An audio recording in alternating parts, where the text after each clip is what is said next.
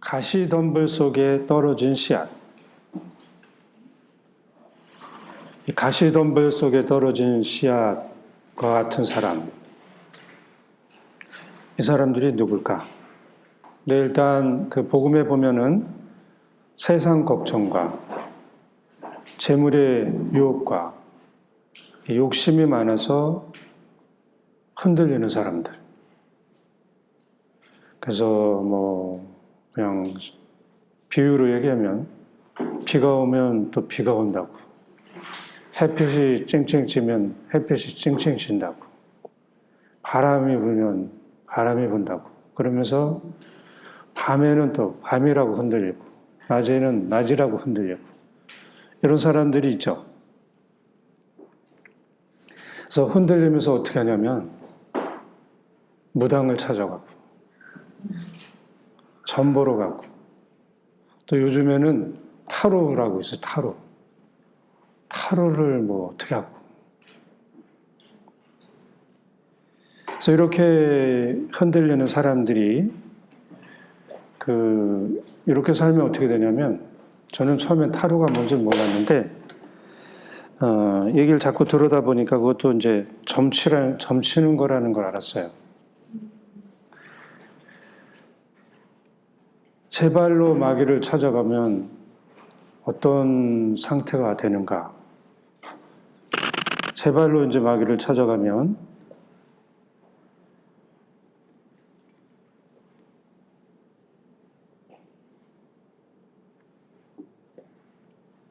마귀가 할 수 있는 모든 재앙을 그 사람에게 다 그냥 뒤집어 쓰겠죠. 그래서 그런 사람들 중에는 가끔 제가 만나는 사람들 중에는 악이 씌워져 있는 사람도 있었어요. 그래서 흔들려서 좀 거기 가서 어떻게 좀 도움을 받으려고 갔지만 더 심하게 나빠진 사람들, 그래서 자기 자신 안에 죽음을 불러들인 사람들, 이 사람들이 이 가시덤불에 떨어진 씨앗과 같은 사람들에게서 많이 보여요.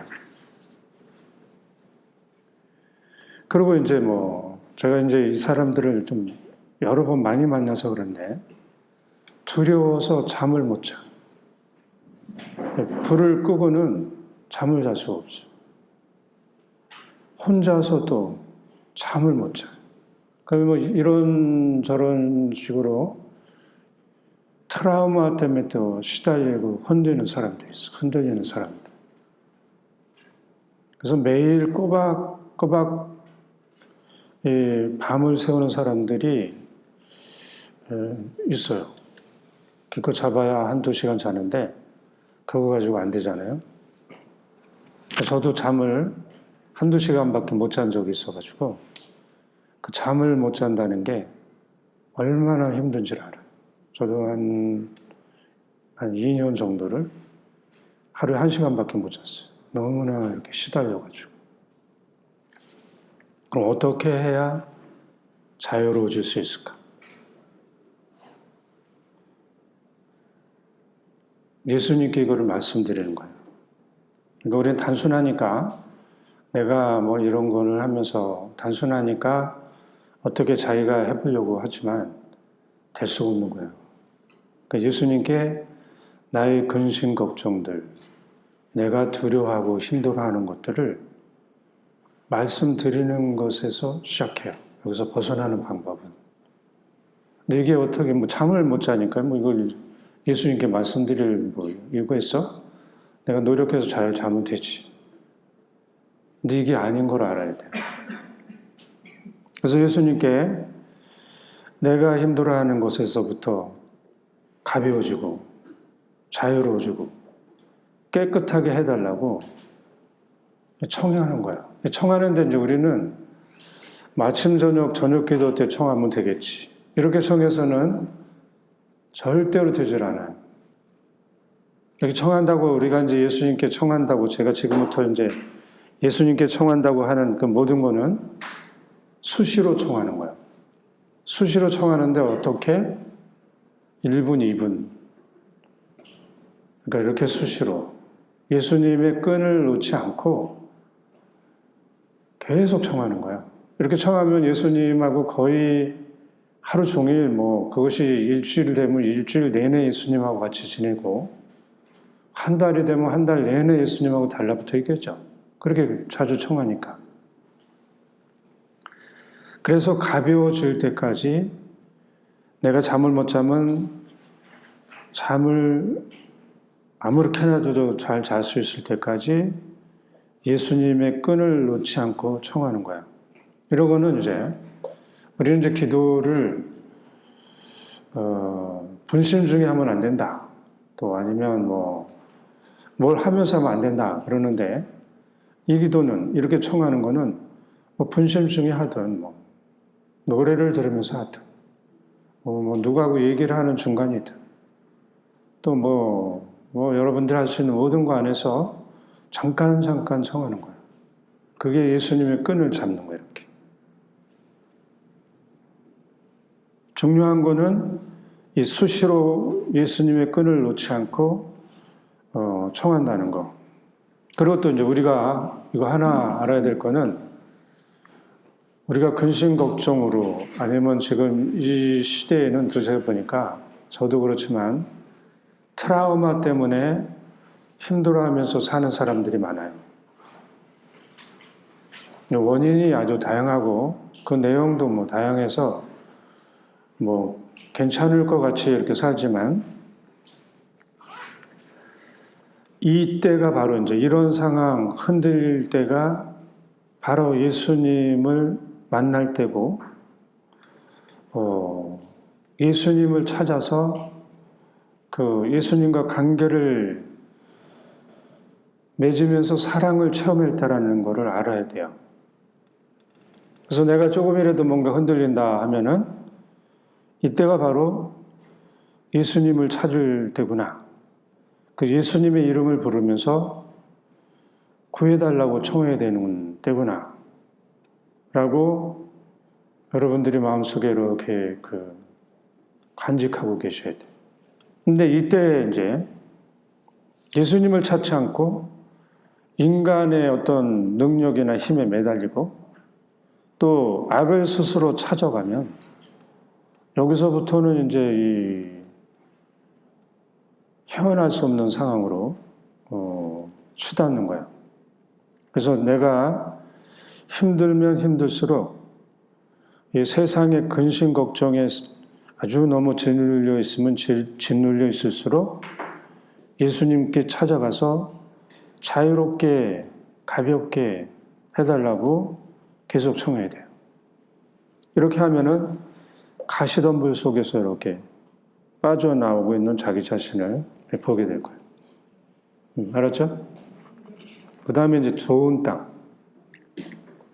좋은 땅에 떨어진 씨앗. 이 좋은 땅은 어떤 사람을 의미할까? 잘못을 안 하는 사람? 이게 아닌 거야. 잘못을 했더라도 뉘우치고 돌아오는 사람이 이 좋은 땅에 떨어진 씨앗과 같은 사람인 거야. 그리고 어린이처럼 예수님께 의탁해서 예수님을 잘 따르는 사람. 우리는 이제 예수님이 알려주셔도 이해하지도 못하면서 예수님이 어떻게 하실런지 이거에 대해서 굉장히 관심이 많아요. 알려줘도 모르는데. 그래서 예수님께서 나를 어디로 어떻게 이끄실지 잘 몰라도 저항하지 않고 따라가는 사람이 이 좋은 땅에 떨어진 사람인 거예요. 모든 것을 꼭 알아야 하는 사람이었어요. 이 사람은 예수님을 자기의 그 인식 한계에 딱 묶어둔 사람과 똑같아요. 그 안에서밖에는 할 수 없으시니까.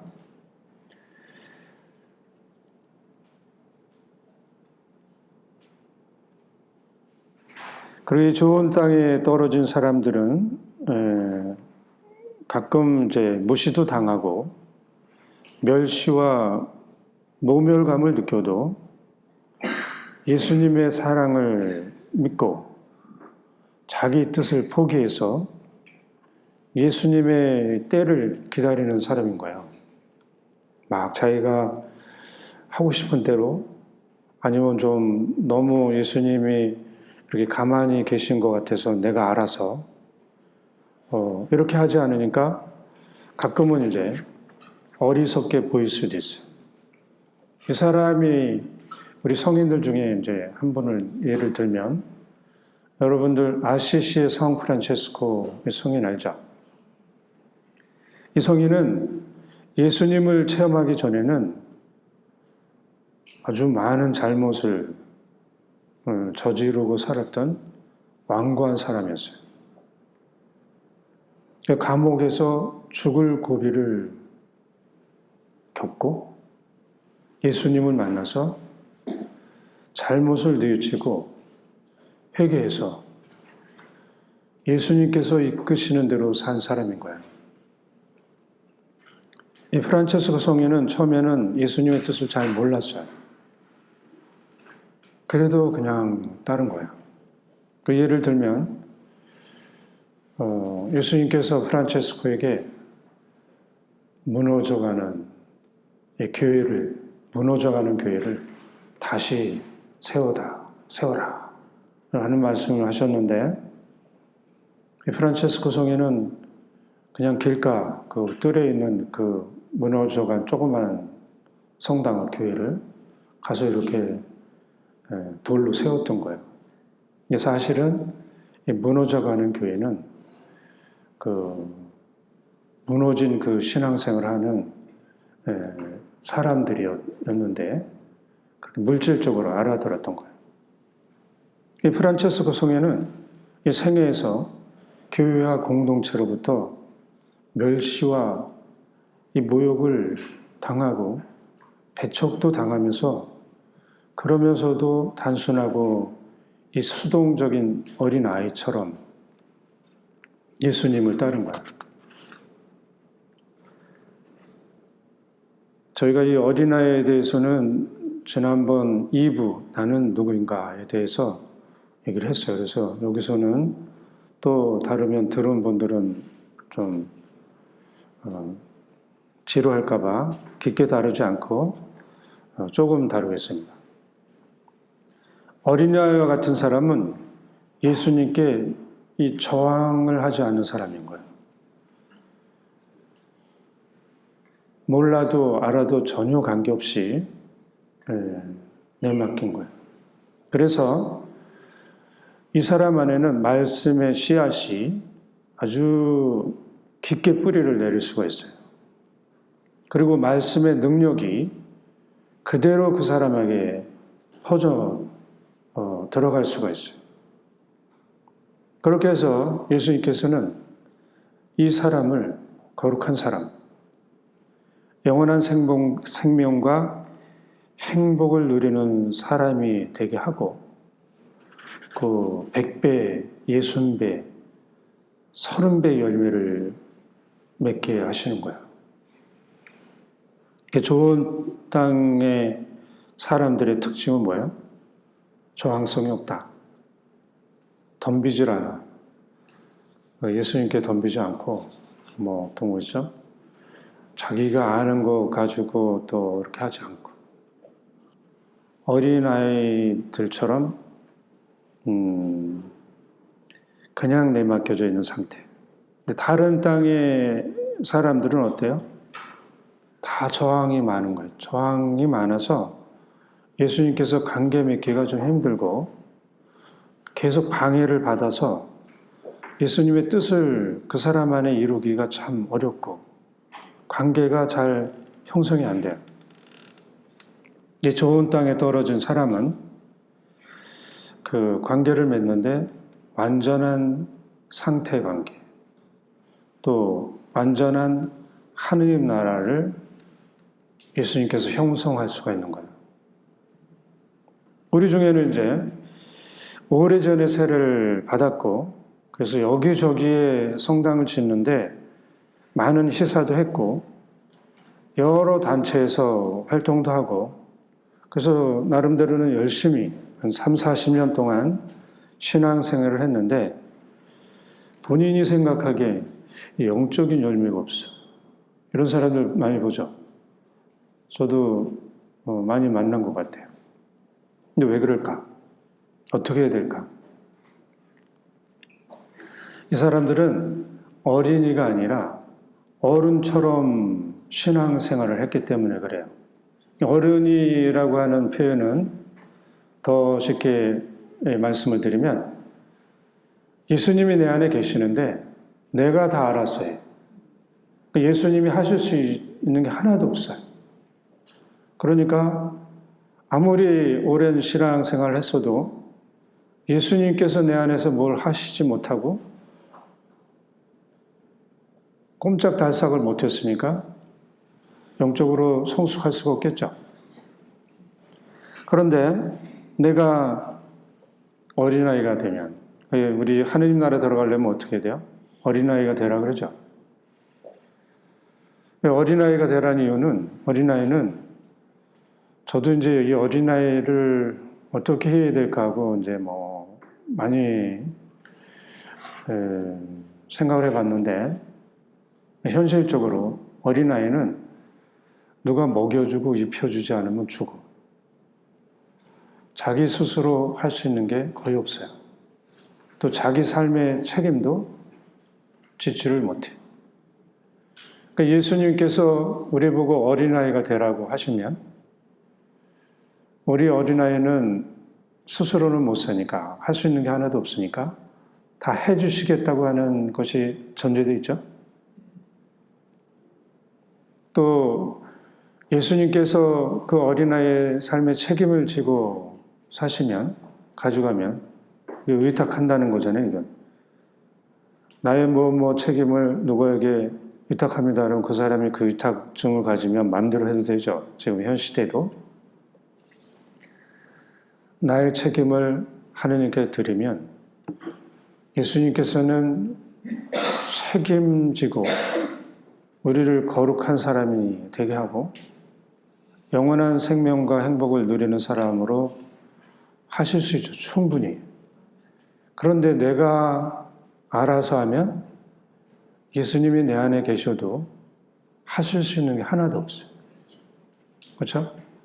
그러니까 이제 어린아이가 되지 않으면 하느님 나라에 들어갈 수 없다. 그럼 어른은 내가 다 알아서 하면, 내가 신앙생활을 3, 40년 했어도 어른처럼 살았다면 나는 하느님 나라 밖에서 사는 사람이죠. 그리고 예수님이 내 안에서 하실 수 있는 거는 하나도 없는 거예요. 그래서 이제 아무리 오랜 신앙생활을 했어도 영적으로 성숙하지 못한 거는 예수님이 내 안에서 아무것도 하실 수 없는 어른처럼 내가 살았기 때문에 그런 거예요. 이거 여러분들이 잘 알아들어서 예수님께 해달라고 하시면서 살아야 될 거예요. 그 다음에는 이제 우리 겨자씨의 비유, 이 겨자씨의 비유를 좀 살펴보겠어요. 근데 제가 사실은 이 겨자씨의 비유를 이렇게 묵상하면서 굉장히 어떻게 보면 저하고 이렇게 공감이 많이 됐어요. 그리고 또 한편으로는 많이 또 힘들었고, 그래서 굉장히 많이 이 시간을 많이 묵상을 한다 그럴까? 겨자씨에 대해서 생각을 아주 정말 다른 언어가보다도 오래 했어요. 근데 그 내용을 한번 여러분들하고 이제 나눠보겠습니다.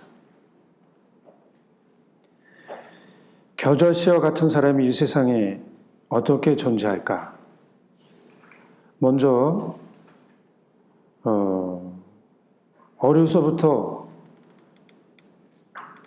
부모에게 버림받은 사람들이 있어요. 그리고 저 초등학교 선생님들로부터, 아주 어린애가 초등학교 선생님들로부터 버림을 받고, 그래서 세상으로부터 버림을 받고, 한평생 힘들게 사는 사람들, 이 사람들이 겨자씨와 같은 사람이에요. 여러분들은 지금 이 사람들을, 이런 사람들을 아는지 몰라도 제가 이런 사람들을 아주 뼛속 깊이까지 아는 사람들이 있어요. 그리고 태어났는데 다른 사람들하고 비교해서 부족한 것이 너무 많게 태어난 사람들도 있어요. 태어났는데 공부도 못하고 취직도 못하고 집에 있으면서도 부모들로부터 계속 이건 잔소리를 듣고, 그런데도 집 밖을 나가지 못하면서 우울하게 사는 사람들, 이 사람들이 지금 많이 있어요. 그리고 또 도박 중독, 알코올 중독, 성 중독에 걸린 사람들이 우리나라에 얼마나 많은지 알아요? 어려서부터 막 우리 야동이라 그러나? 그런 거 봐가지고 그게 완전히 젖어들어서 빠져나오지 못하는 사람들이 굉장히 많아요. 그리고 게임 중독, 마약 중독.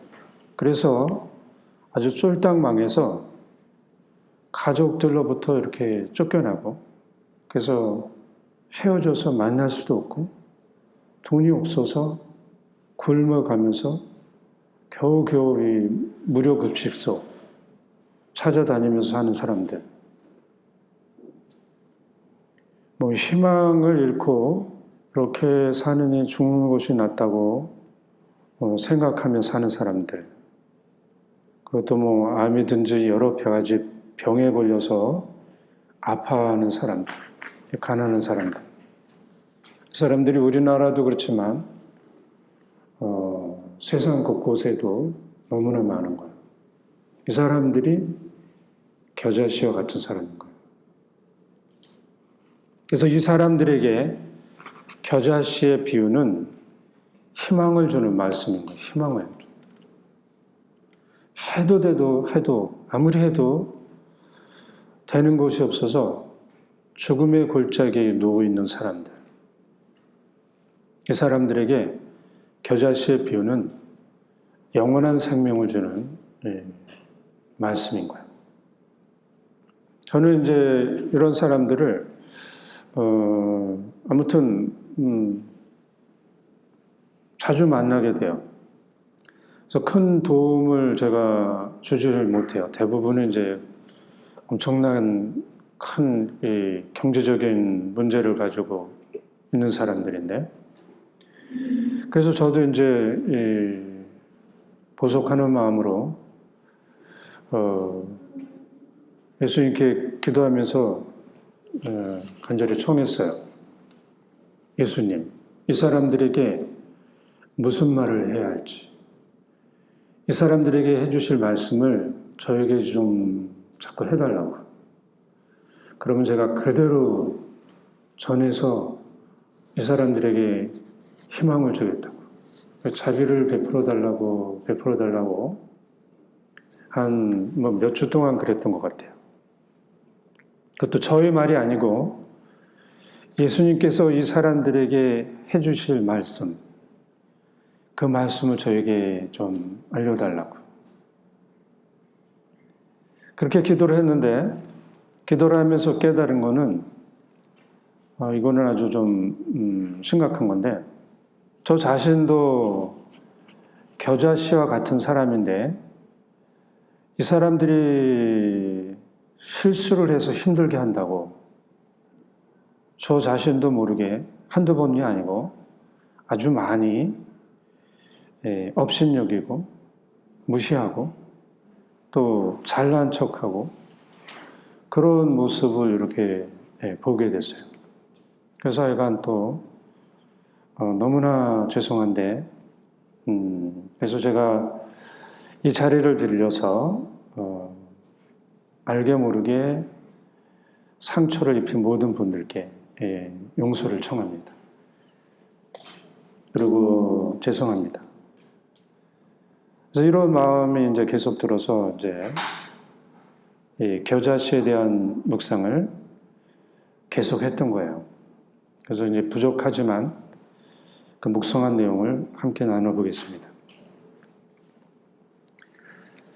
먼저 겨자씨와 같은 사람은 많은 것을 자기 힘으로 알아서 하는 사람인 거예요.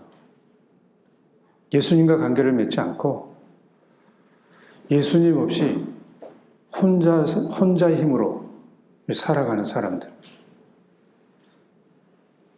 이 사람들이 겨자씨와 같은 사람이 된 그 이유는 무엇인가 해도 어느 경우는 예수님의 이름으로 하는 사람도 있어요.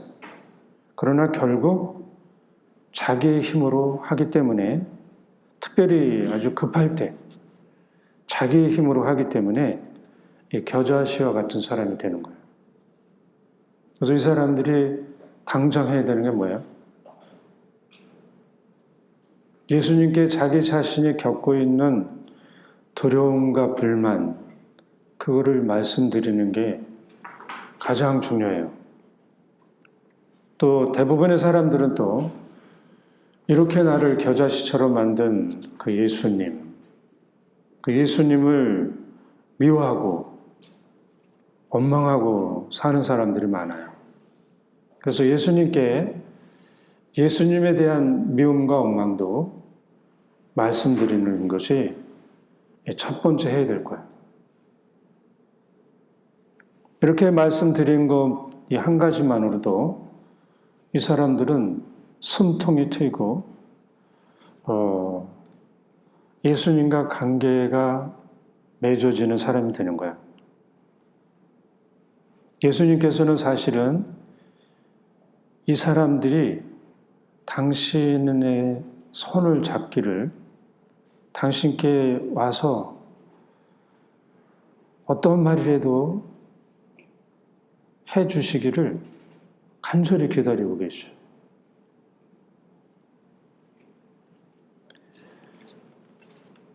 이와 같은 상황에서 예수님과 관계를 맺은 사람들이 성경에 있어요. 아주 또렷하게 있는데 그거는 여러분들이 다 아시는 건데 이 호수에 큰 풍랑이 일어서 배가 침몰하게 됐어요. 그래서 배에 탄 모든 사람들이 죽기 일보 직전이어서 모든 사람들이 모든 걸 다 해봤지만 꼼짝없이 죽게 됐어요. 해도 안 되니까 예수님의 제자들이 잠자고 계시는 예수님을 깨워가지고 주님, 저희가 죽게 되었습니다 하고 도움을 청했어요.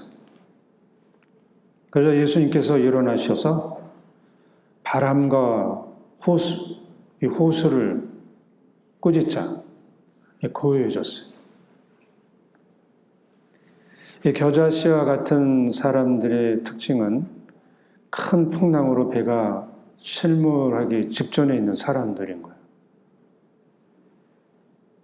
이 사람들이 자기 힘으로 침몰하는 배에서 살아나올 수 있는 길은 없어요. 이 사람들이 겨자씨와 같은 사람이 된 그 이유는 많은 것을 자기 힘으로 했기 때문에 그래요. 게다가 마지막 순간, 죽는 순간까지도 자기 힘으로 하려고 했기 때문에 이 겨자씨와 같은 사람이 된 거예요. 그래서 가만히 보면 이 사람들은 예수님을 그들 안에 잠자게 한 사람인 거예요. 그래서 이제 그들 안에 잠자고 계시는 예수님을 깨워서 주님, 제가 죽게 되었습니다 하고 도움을 청해야 돼요. 그럼 예수님께서는 이 사람들에게 들어닥친 그 죽음을 물리치고 구해 주실 수 있는 분인 거예요. 그동안 내가 다 알아서 했다면 이제는 내 안에 잠자고 있는 예수님을 깨워서 해달라고. 그리고 내가 이 세상에 가지고 있는 두려움과 불만과 그 원망, 예수님에 대한 미움과 원망도 다 말씀드리면서 살려달라고 여기서도 마찬가지로 수시로 예수님께 청하는 거예요.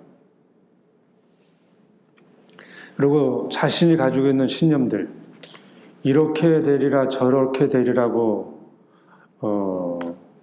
추측한 것들, 자기만 믿고 살았던 그 삶에서 예수님께 의탁해서 예수님께 해달라고 이 한마디만 해도 이 사람들을 조이고 있는 이 숨통이 풀릴 것이고 새로운 삶을 시작할 수 있는 그런 기회가 열릴 거예요. 여기 이제 우리들의 또 어떤 역할도 있는데 이 사람들에게 예수님께 가서 한 번이라도 자기의 어려움을 얘기할 수 있도록 이끌어주고 도와주는 거예요. 이 사람들 스스로는 안 되니까.